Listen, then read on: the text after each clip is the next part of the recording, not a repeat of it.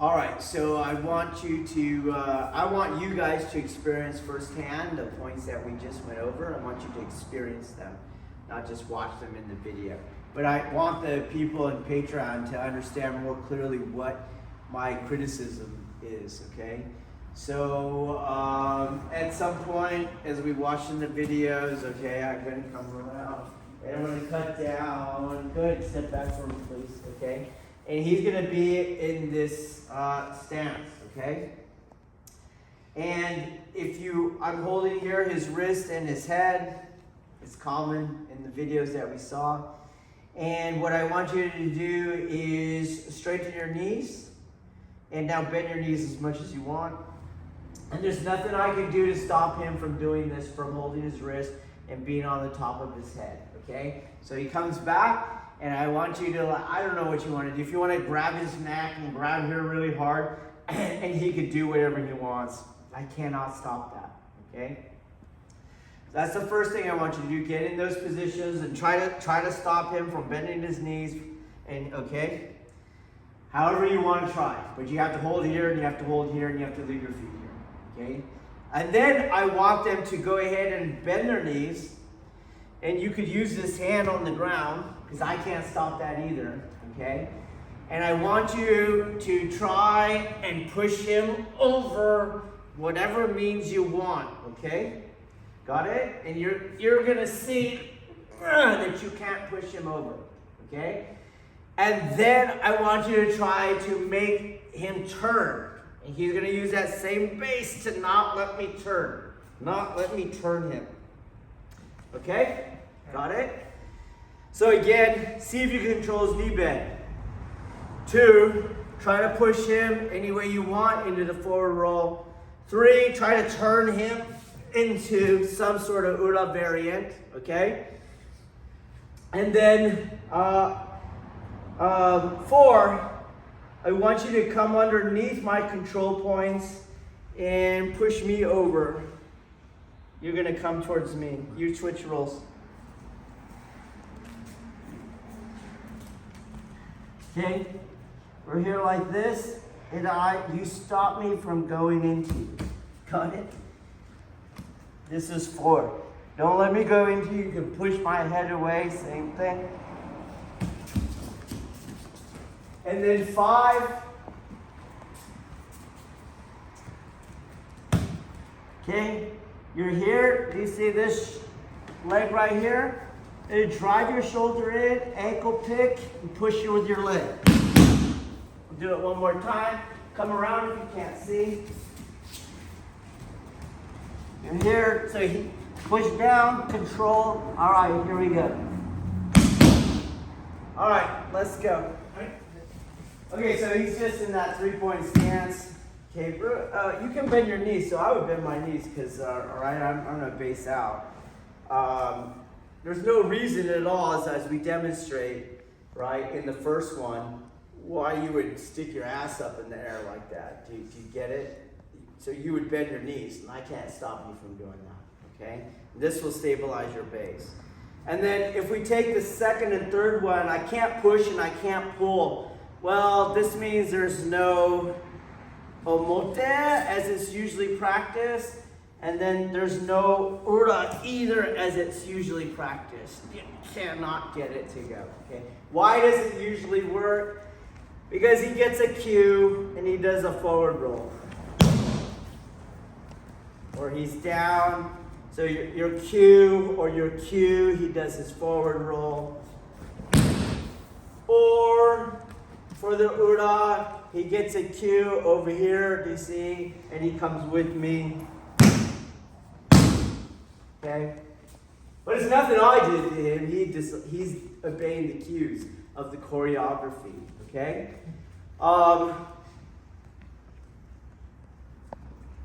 The next one I brought up is there's no room for the irimi. So you have 2 variants that are the more common one. Let me do it, please. He obeys the cues and he starts to roll, and then I enter, so I do a yubiyashi. Or as Chiba Sensei used to do, he would do tsugiyashi. Okay? The Tsumiyashi does not require room like the Yumiyashi. Can you guys see that? Okay, so, but get your good base and don't let me push you. Okay, and what could he do the entire time that I'm trying to torque that arm? He'll ankle pick me. Don't do this! Okay, he'll ankle pick me and I'm done. Okay, so I know I can't push him, and if I could, by the time I would, he'd pick my ankle, I'm out. Okay, so we're going to look at a Yumiyashi. Go ahead, let me please. Okay, and most people get in a dilemma, and I either am here where I have head control, so try to stand up. Try to lift your head. You can't because my weight's on my hand. But now I have no room for that step if he doesn't want to move. So most people will create room. And now, don't hurt me, but just try to get your head up. And I don't have leverage to keep that head down. Okay? So your next experiment is get your weight over your hand. Have your uke try to push up. They should not be able to lift the head. Then hold your position, uke, and don't let me step. And I'm not going to be able to step. Okay? Again, exercise 1, hold the head. Exercise 2, holding the head, try to step. There's no room for it. Your uke is not going to create room for you. Exercise 3, come back. Make sure there is room for the throw. So here you can kind of use your legs to throw him. But because you're back here, you have room. Now have your uke stand up against your will. Okay? All right, here we go. Try it. Okay, the next one is that if he has his arm out, anytime I pull this arm back in any way in a downward action, I'm actually pinning that foot, okay? And so when I pull down on this arm, that foot's not gonna come back, okay?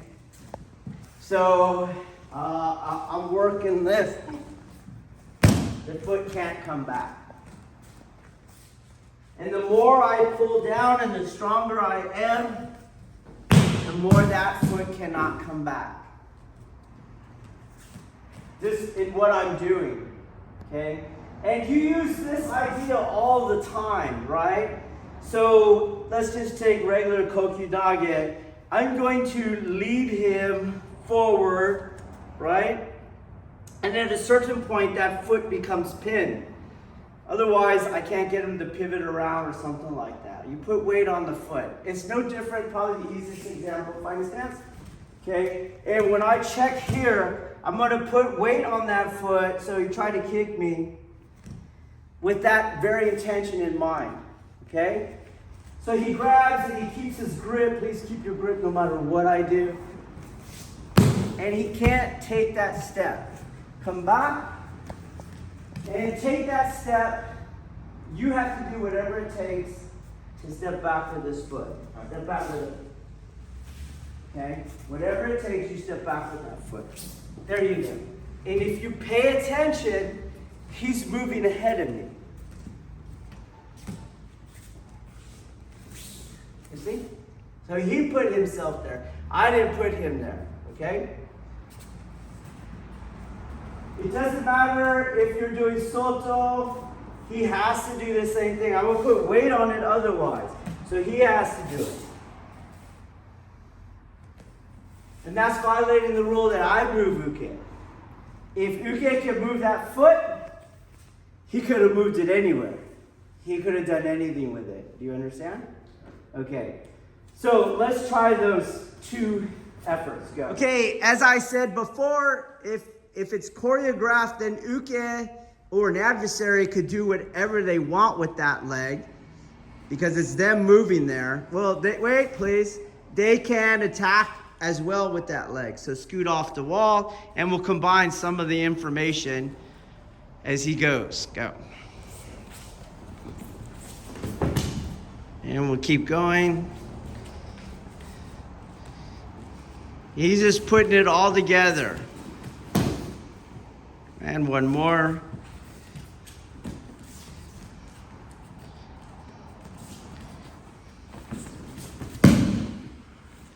All right, so pop quiz. Well, why is that not happening in the Kihon Waza when it's done this way?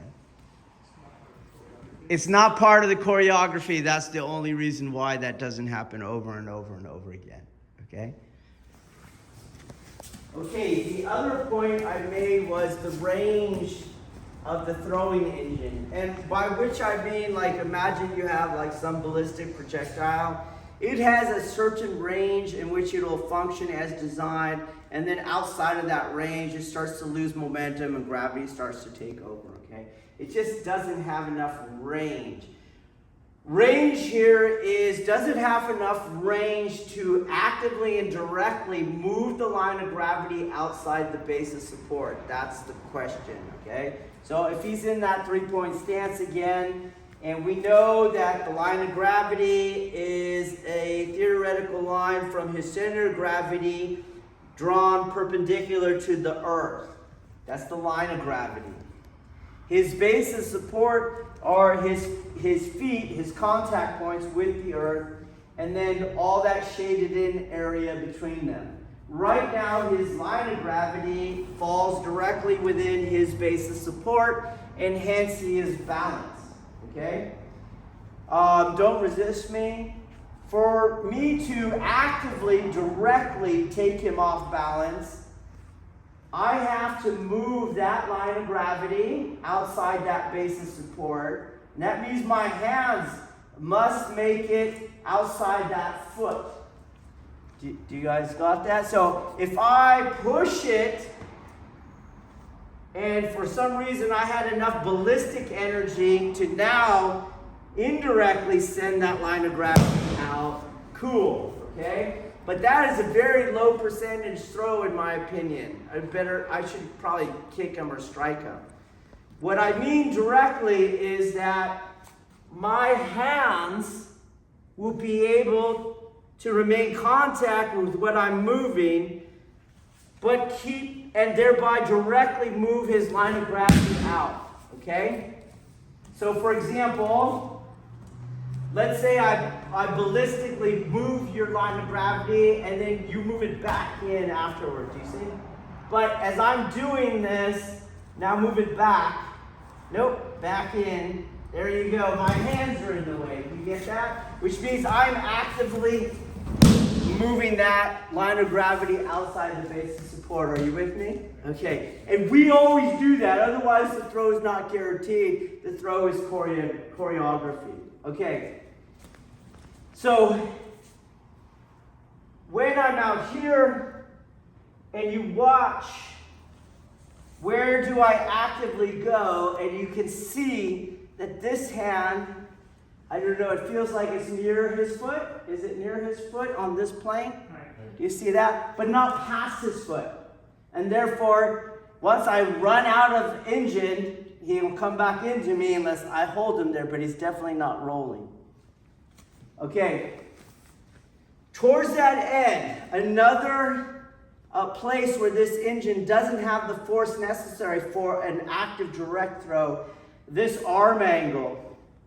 The way they're taking the arm, it never really affects the hips. So you're going to look, I'm going to maybe do it the Chiba Sensei version, you see? And let's take, this is where I feel the tension in there, at this point in space, okay? And now here as I go, don't let me break your shoulder, but it's about here that hip on this side starts to be affected. Do you see that? So let's go back to your stance. There I am, plotted in space. And let's see how far I have to move it past that before it starts to affect the hips. Okay, all the way out here, plotted in space, come back. And I'm right at the edge. I need to go way past there. Do you guys see that? What usually happens is he just goes with the cues. And it looked like that arm was doing something, but it's not. Okay? So, we have to do a couple things for an emotive version.